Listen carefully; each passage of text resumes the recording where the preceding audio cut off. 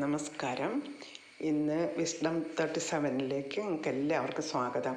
ഇന്നൊരു നിസ്സാര റെസിപ്പിയാണ്, പക്ഷേ എന്നാൽ കാര്യം നിസ്സാരം പ്രശ്നം ഗുരുതരം എന്ന് പറഞ്ഞ പോലെയാണ്.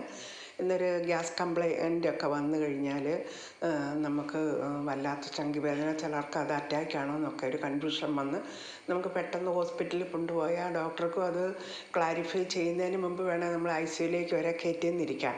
അപ്പം അങ്ങനെയൊക്കെ വരുമ്പോൾ നമുക്ക് വീട്ടിലെ ചെറിയ ചെറിയ കാര്യങ്ങൾ കൊണ്ട് അത്യാവശ്യം നമുക്കതിനെ മെയിൻറ്റെയിൻ ചെയ്യാൻ പറ്റുന്ന ഒരു റെസിപ്പിയാണ് ഇത്. അയമോദകം ഒരു 1/4 സ്പൂണ്, ഇത് ഒരു 1/2 സ്പൂൺ വലിയ ജീരകം, ഇത് 1 സ്പൂണോളം ഉണ്ട്, 1 സ്പൂൺ ചെറിയ സ്പൂണാണ് ചെറിയ ജീരകം, ഇത് 5 പഴുത്ത പ്ലാവില, സാധാരണ വലുതൊക്കെയാണ് 8 മാത്രം ചതച്ചാലും മതി, ഇതിപ്പോൾ പ്ലാവില മൊത്തം എടുത്ത്, ഇത് ആനച്ചുവടി എന്ന് പറയും.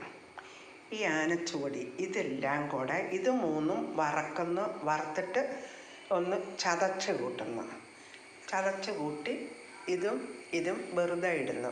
എന്നിട്ട് ഒരു 3 ഗ്ലാസ് വെള്ളത്തിൽ നമ്മൾ തിളപ്പിച്ച് വറ്റിക്കണം. അതല്ലെങ്കിൽ 3 ഗ്ലാസ് വെള്ളം ഒഴിച്ച് കുക്കറിനകത്ത് ഒരു 2-3 പ്രാവശ്യം അടിച്ച് കഴിയുമ്പം പെട്ടെന്ന് അതിൻ്റെ എസൻസൊക്കെ വീഴും. എന്നിട്ട് അതെടുത്ത് വെള്ളം അരിച്ചെടുത്ത് 1 ഗ്ലാസ്സോ 1/2 ഗ്ലാസ്സോ വീതം കുടിക്കുക.